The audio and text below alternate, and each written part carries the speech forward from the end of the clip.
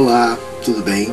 Eu sou Wesley Lely César e este aqui é o Universo da Música. Você pode me acompanhar por aqui todas as semanas se inscrevendo no canal, ok? Então vamos ao programa dessa semana.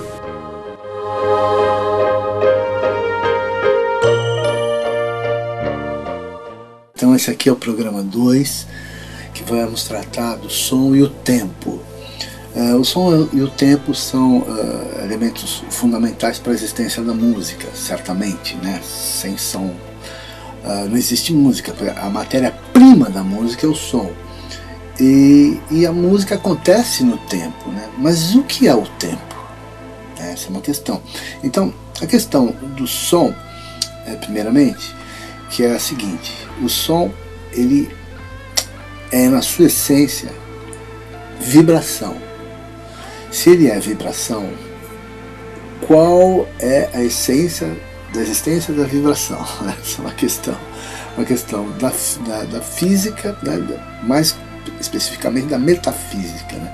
Responder essa pergunta é complicado, porque implicaria em entender o princípio de todas as coisas, né? A ontogenia, a ontogênese do cosmos, né? Então veja bem, que eu mal iniciei aqui a questão do som e do tempo e já estamos esbarrando numa questão metafísica, filosófica, muito antiga e que normalmente no dia a dia a gente não nos damos conta dessa questão, né? Porque não pensamos nisso, né? A gente toca música, mas não está pensando que a música ela é imaterial na realidade. Porque se eu estou tocando aqui agora, a música existe. Se eu paro de tocar, a música não existe. Então ela existe ou não existe? Né? Ela existe quando você a ouve ou quando você sente a vibração dela, né? Através do som. E ela acontece no tempo. Mas o que é o tempo? Então eu vou ler alguns textos aqui, alguns trechos de textos extraídos do meu livro Música, Cultura e Sociedade, aquele que eu citei, que eu mostrei no programa anterior. E no capítulo 2 dessa obra, cujo título é As Noções de Som e Tempo como Elementos Abstratos, entre aspas, né? Pré-determinantes da música, ou dos fazeres sonoros humanos. E eu vou tratar aí, tem subitens, né, desse capítulo, que eu vou tratar da metafísica do som, da noção de acústica, fisiologia, anatomia da audição, as propriedades do som, e tal. O que é o tempo, né? E a noção de espaço-tempo, a consciência do tempo. Se você tiver a minha obra, mas caso não tenha, pode adquirir em PDF, porque a edição está esgotada. Você entra em contato comigo aqui no e-mail que vai aqui na tela. E então no capítulo 2, já na página 65, onde começa o capítulo 2, na página 67, eu escrevi o seguinte: os elementos incondicionalmente fundamentais da música são o som, que é um certo evento que inclui vibração percebida pelos nossos sentidos, e o tempo, que é o conceito que temos da duração dos eventos. O som e o tempo estão inevitavelmente enlaçados pela simultaneidade dos eventos. Nos compêndios de física, por exemplo, podemos encontrar a definição do que é som segundo a visão científica moderna. O som consiste em uma vibração do ar que provoca variações da pressão percebidas em seguida pelo tímpano. Tudo bem. A seguir eu vou citar José Miguel Wisnik. Como eu disse, são várias citações para que a gente possa formar uma ideia sobre o som e o tempo. O som é o produto de uma sequência rapidíssima e geralmente imperceptível de impulsões e repousos, de impulsos que se representam pela ascensão da onda e de quedas cíclicas desses impulsos, seguidas de sua reiteração. Esse é o Wisnik. Ainda ele continua, o Wisnik. Não é a matéria do ar que caminha levando o som, mas sim um sinal de movimento que passa através da matéria, modificando-a, escrevendo nela, de forma fugaz, o seu desenho. O som é assim: o movimento em sua complementaridade, inscrita na sua forma oscilatória. Essa forma permite a muitas culturas pensá-lo como modelo de uma essência universal, que seria regida pelo movimento permanente.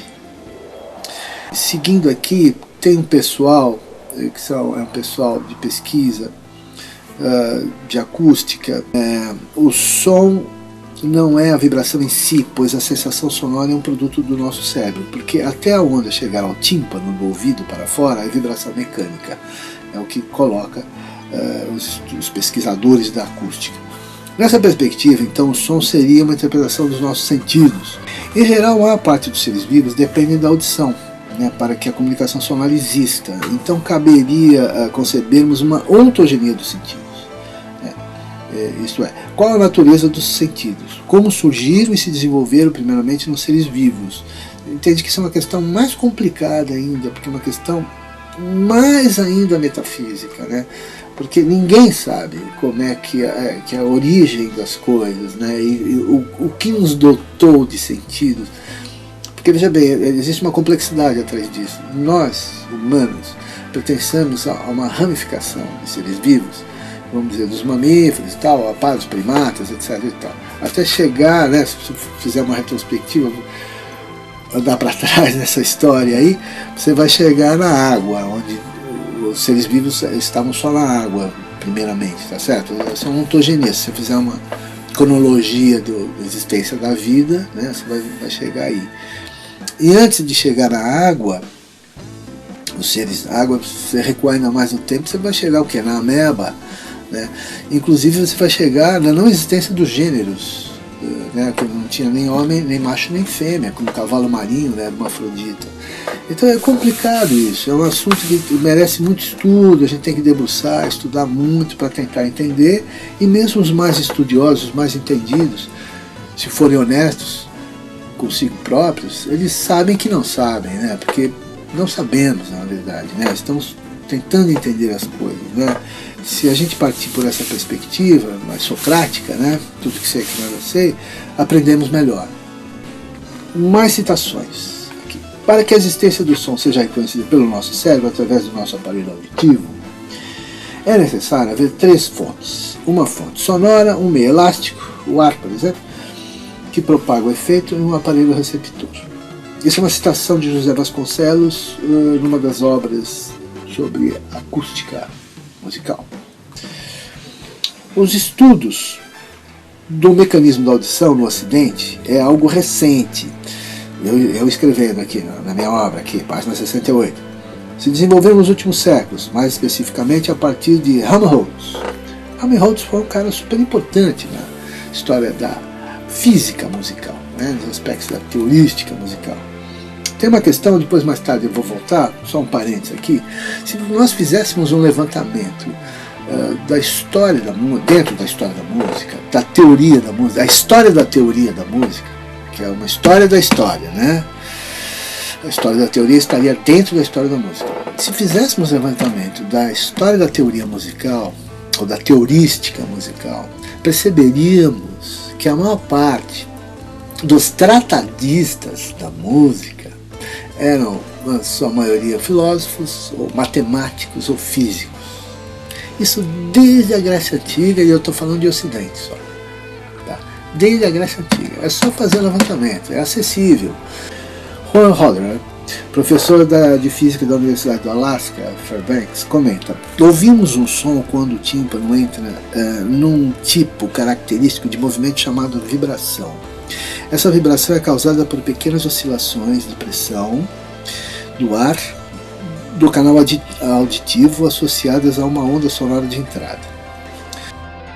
O Dr. João Stradiotto, ele é médico pesquisador em física acústica, pós-graduado em filosofia.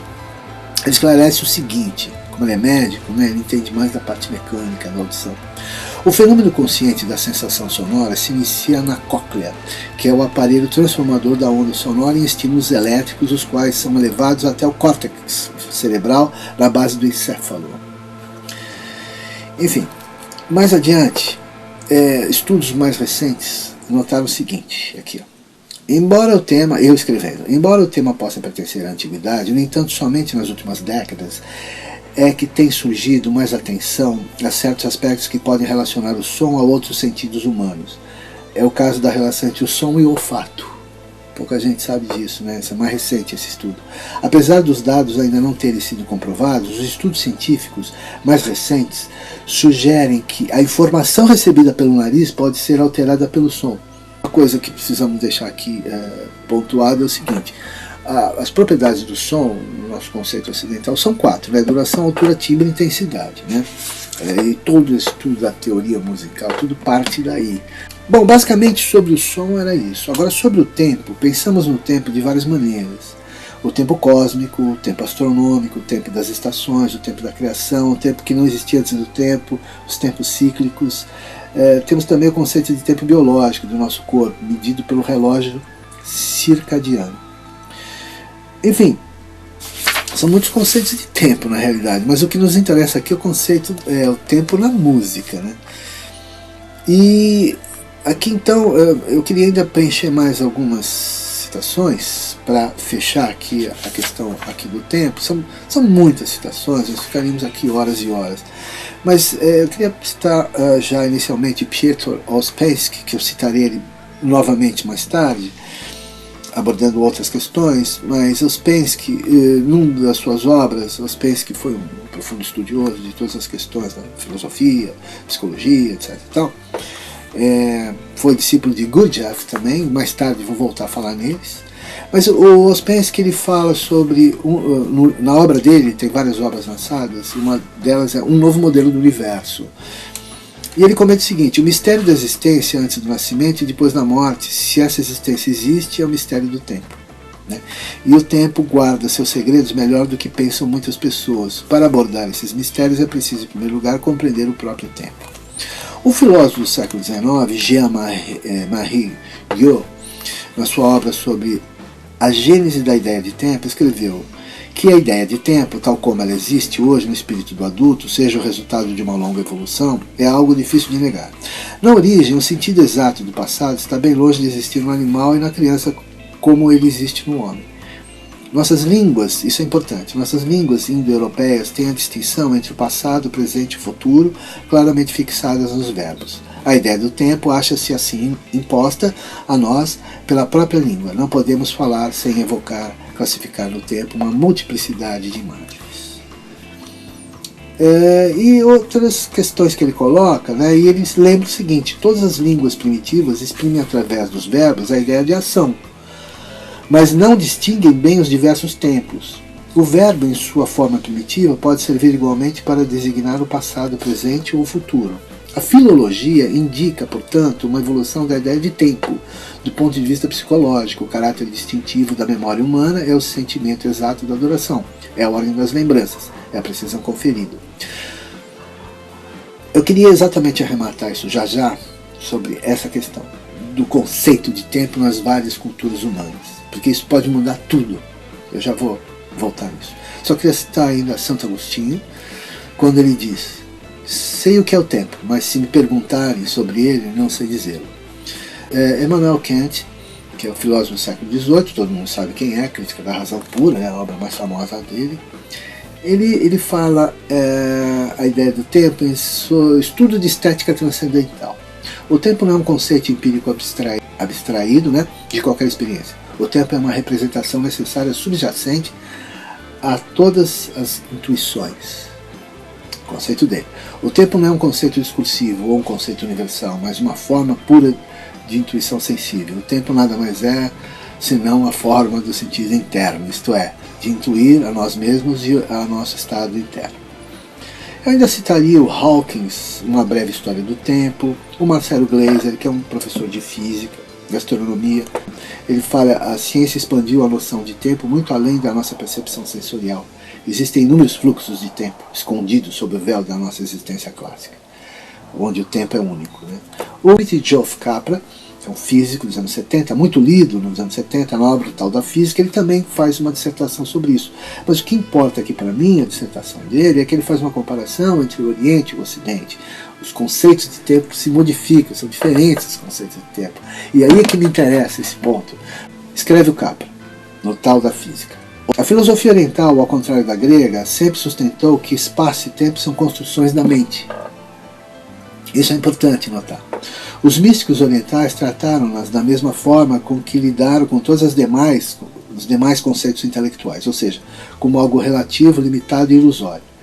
Os conceitos de espaço e tempo são tão básicos para a descrição de fenômenos naturais que sua modificação impõe uma alteração de toda a estrutura que utilizamos na física para descrever a natureza. Então é nisso que eu queria chegar, estou chegando próximo. O seguinte, se os nossos conceitos, como eu escrevo aqui, se o nosso conceito de, se porventura no pensamento do Ocidente ocorresse uma mudança no conceito de tempo, certamente toda a estrutura da realidade se alteraria profundamente, desde os costumes mais comezinhos até a vida humana, social, política, etc. E principalmente o fazer musical. Todos teriam aspectos talvez inusitados aos nossos sensos atuais. Então quer dizer que a música poderia ser outra se nós tivéssemos um outro conceito de tempo. De toda forma, música depende de som, da existência do som, e o som acontece no tempo. É isso. Mas nós organizamos a música de uma maneira muito específica no Ocidente.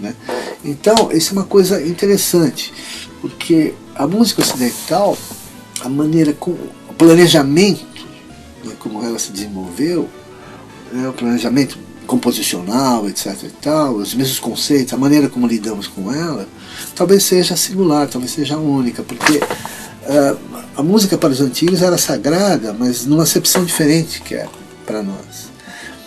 E eu vou voltar nesse assunto, tem muito o que falar sobre esse tema, que a música no Ocidente se desenvolveu como teoria dos afetos. Teoria dos afetos. E para o brasileiro Flor Menezes, que é um catedrático da música, o Flor Menezes ele tem uma obra que você pode encontrar na internet que chama A Matemática dos Afetos. Bom, então basicamente isso, eu só quis fazer uma introdução aqui sobre esse assunto. Esse assunto poderemos voltar nele várias vezes, as pessoas mais interessadas poderão fazer várias perguntas, e aí retomamos o tema, entrevistando pessoas relacionadas a essas áreas, quer dizer, físico, matemático, enfim, estudiosos dessas questões, inclusive da filosofia, porque isso envolve fundamentalmente a filosofia, ao mesmo tempo que envolve a música, envolve a metafísica, envolve a física, envolve, enfim. Música, quando é estudada seriamente, é outra, não é essa que a gente lida no dia a dia. Por isso que eu estou desenvolvendo esse canal aqui, eu me senti na obrigação de desenvolver esse canal exatamente por isso. Bom, então, por hoje vamos ficar por aqui, mas tem um próximo programa aí. Se inscreva no canal e vamos ao programa 3, que eu vou tratar de um novo título, um novo assunto, tá bom? E volto nos temas dentro das necessidades. Então é isso aí. Tudo de bom, até o programa 3. Até mais.